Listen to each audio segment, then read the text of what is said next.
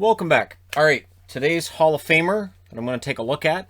A Hall of Famer who waited a while after he was eligible to get inducted, but he does get in 2015, is Phil Housley. Now, Housley was a number 6 draft pick in 1982 by the Buffalo Sabres.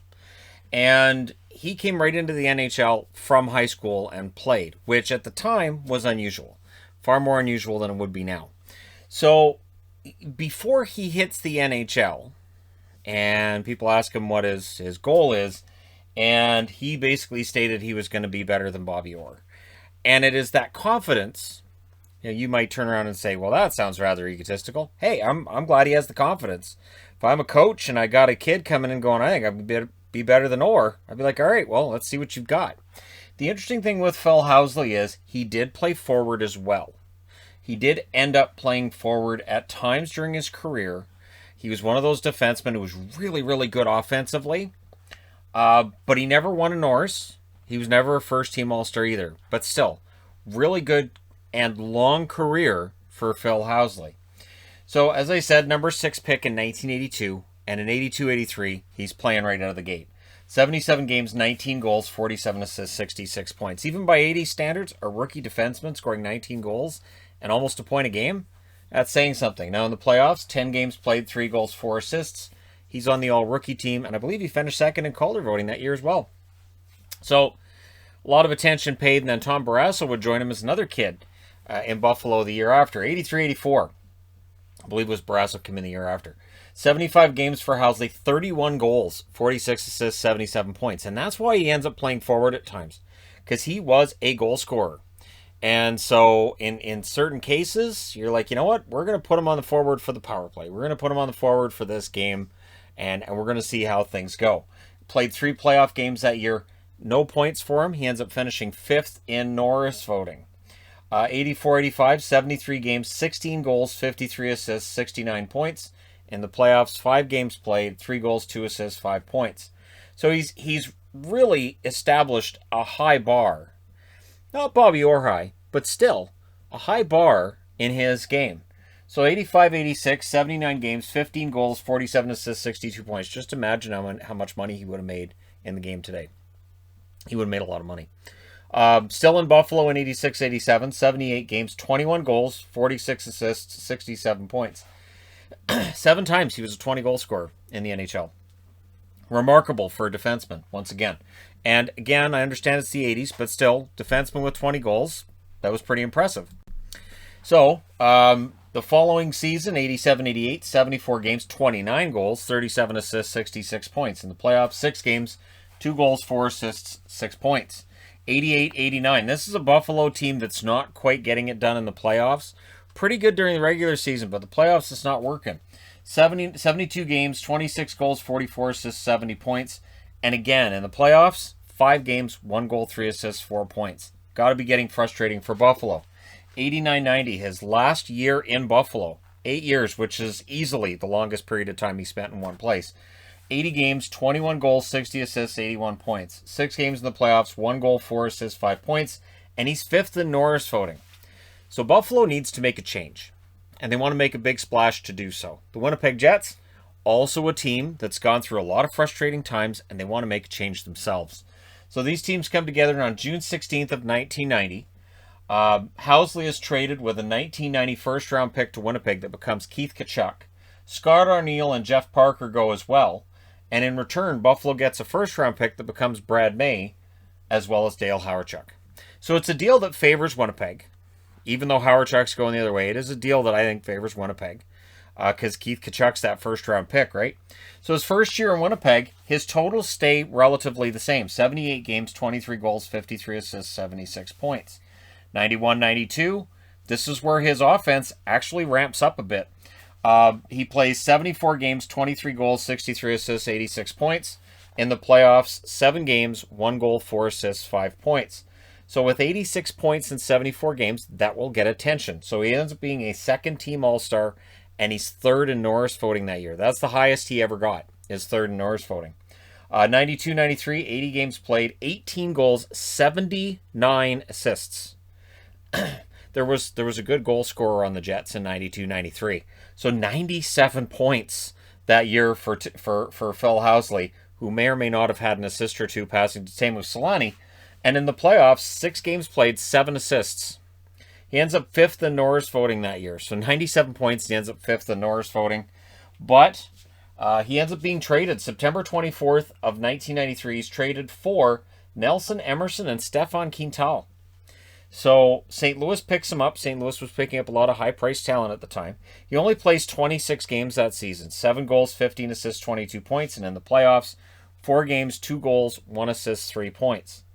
So 93-94 has come to pass. And July 4th of 1994, he's traded again. So a guy who spends 8 years in Buffalo gets used to this. He's not staying any one spot for very long.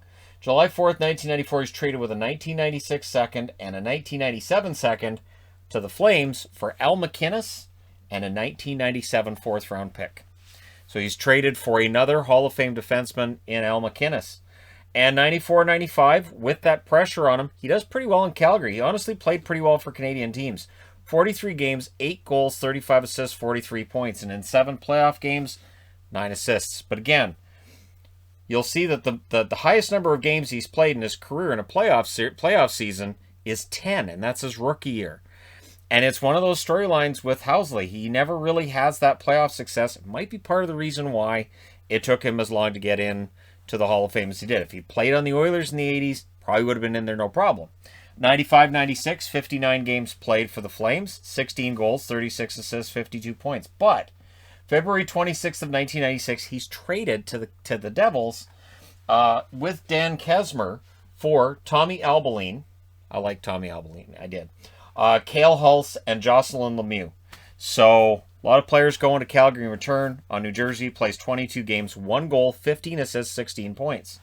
However, he becomes a UFA that summer. So it's a rental for New Jersey. Calgary gets a pretty good return for that rental. And July 22nd of 1996, he is an unrestricted free agent signed by the Washington Capitals. So 96-97, 77 games, 11 goals, 29 assists, 40 points. Low point total for him, but again, 40 points from a defenseman, you'll take that. And this is the era where scoring is dropped. 97-98, plays 64 games for the Capitals, 6 goals, 25 assists, 31 points. But while his totals are the lowest that there are during his career to this point, in the playoffs, they get all the way to the finals.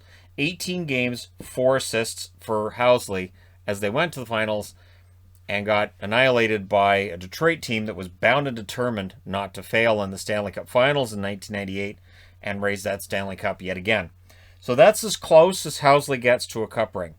And then after that, July 21st of 1998, he's claimed on waivers by the Calgary Flames.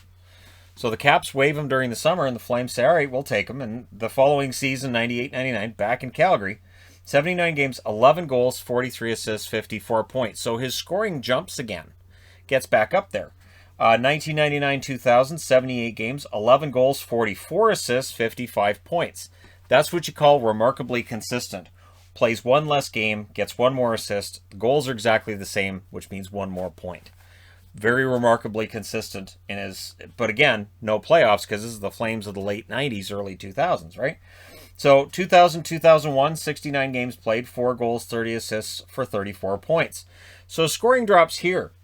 And September 28th of 2001, he's claimed on waivers by the Chicago Blackhawks. So now that he's in Chicago, 80 games played in 2001-2002, 15 goals, 24 assists, 39 points. He does get to play in the playoffs. 5 games, gets 1 assist. It is, as I've said, one of the reasons why it's possible that Phil Housley waited as long as he did to get into the Hall. Because for points and goals and everything for a blue liner, he absolutely qualified before he got in. 2002-2003, 57 games, 6 goals, 23 assists, 29 points for the Blackhawks, but he's traded. So March 11th, 2003, he was traded to the Maple Leafs in exchange for a 2003 ninth and a 2004 fourth-round pick. Hey, he's winding down his career, so the Hawks want to make sure they don't lose him for nothing. He only plays the 1 regular season game in 02-03 with the Leafs, plays 3 in the playoffs, does not record a point as a Toronto Maple Leaf. But he retires as a Toronto Maple Leaf, right? So he retires with 1,495 games played, which is 23rd on the all-time list. 338 goals, 894 assists, which is 20th on the all-time list. 1,232 points, which is 41st. In his defense, he does end up playing more games. He ends up getting more points than Bobby Orr did in his career. So on some level, he was kind of right there with that, right?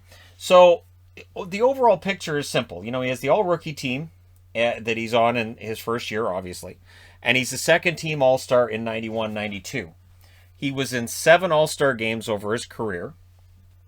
And he did have an Olympic silver in 2002, playing for the Americans. He represented the U.S. at World Cups, Canada Cups, and just various international tournaments. He was basically your automatic on the American defense, along with guys like Leach. You know, Leach, Housley, you have your automatics for that blue line.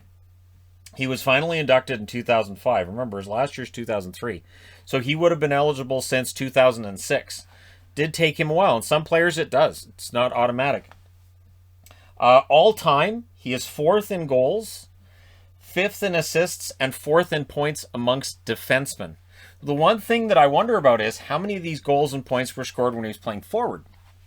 And I believe he played some forward with Buffalo and then with Winnipeg as well. I don't remember him playing forward for the other teams, but he could.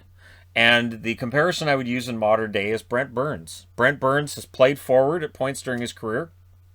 He's more suited to the blue line. But there is something it'll do for your offense when you get that chance to play forward. And you get that chance to play a little bit of a different game. I think it makes you better offensively when you go back to the blue line, as I think it has for Brent Burns. But Housley, Hall of Fame talent.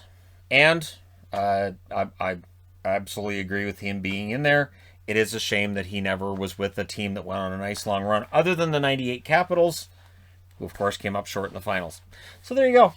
The career of Phil Housley. Let me know your thoughts in the comment section below, as always. Don't forget to hit like and subscribe. If you're browsing your way through, you just happen upon this video. Thank you guys so much for watching, for all your support. I will talk to you again soon.